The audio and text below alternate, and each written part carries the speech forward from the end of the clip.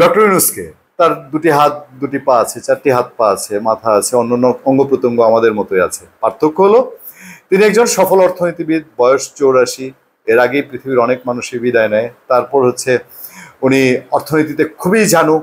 তারপর তিনি বাংলাদেশ সরকারের প্রধান উপদেষ্টা। তারপর তিনি একজন খুবই সফল এনজিও উদ্যোক্তা। তার এনজিও গ্রামীণ ব্যাংক সুদের কারবারের জন্য বাংলাদেশে খুবই কুখ্যাত একটি অর্গানাইজেশন। এবং হচ্ছে আপনার তিনি নিজেকে একজন বিশ্বমাঠের খেলোয়াড় দাবি করেন। এখন আকস্মিকভাবে হঠাৎ বিএনপির একটা স্বপ্নভঙ্গ ঘটেছে। বিএনপির স্বপ্নভঙ্গটা ঘটেছে এরকম, বিএনপি বোধহয় এই 9-10 মাস ধরে ঘুমাতে যেত আর শান্তিতে ভাবতো কিনা যে ডক্টর মোহাম্মদ ইউনূস একজন খুবই মহিরুহ একটা মানুষ, উনি উপর থেকে এসেছেন। ওই যে এক ইব্রাহিম সাহেব আছেন না, একজন ওয়াজ পড়েন, বলছে যে নবীজিদেরকে যেভাবে আল্লাহ পাঠিয়েছেন ডক্টর ইউনূসকে নাকি এরকম পাঠিয়েছেন। কারণ এই বিএনপি বাংলাদেশের জাতীয়তাবাদী দল, তারাও শুরু থেকে ডক্টর ইউনূসকে এরকম ভেবেছিল কিনা, আর না হলে কোন কালে আইসা বা কোন চক্করে পড়ে বিএনপির নেতা এবং বর্ষিয়ান নেতা, ত্যাগী নেতা বাবু গয়েশ্বর চন্দ্র রায়, বিএনপি স্থায়ী কমিটির সদস্য, তিনি এখন আর ডক্টর ইউনূসকে চিনতে পারছেন না। চিনতে পারছে না কেন? মানুষ চেনায় ভুল হয়ে গেছে ডক্টর ইউনূসকে উদ্দেশ্য করে গয়েশ্বর।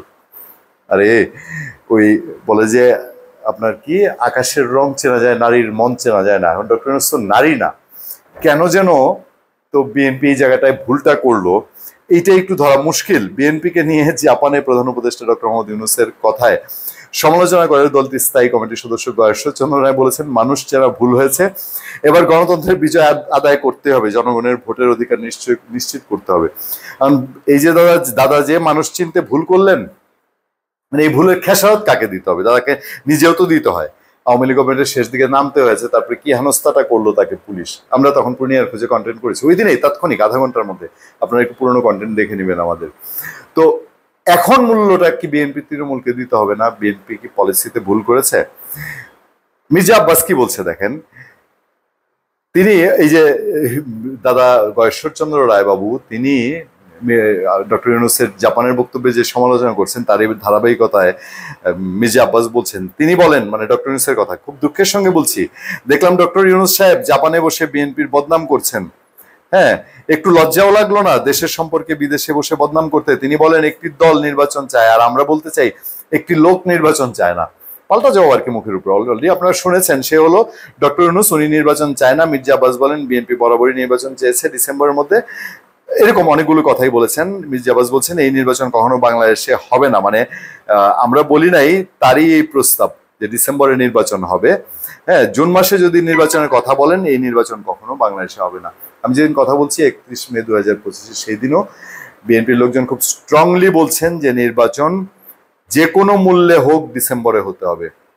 দেশ কোন দিকে গড়াচ্ছে আপনারা নিশ্চয়ই অনুমান করতে পারছেন। গয়েশ্বর চন্দ্র রায়, তিনি প্রয়াত রাষ্ট্রপতি জিয়াউর রহমানের 44তম মৃত্যুবার্ষিকী এক প্রোগ্রামে বলছিলেন যে তিনি জিয়াউর রহমান সম্পর্কে তার স্মৃতিচারণ করেছেন এবং বলেছেন, ছাত্র জনতার বিজয়ের সুফল যদি কোনো ব্যক্তি বা গোষ্ঠী ভোগ করতে চায়, তাহলে তাদের স্থান হবে ইতিহাসে আস্থা করে।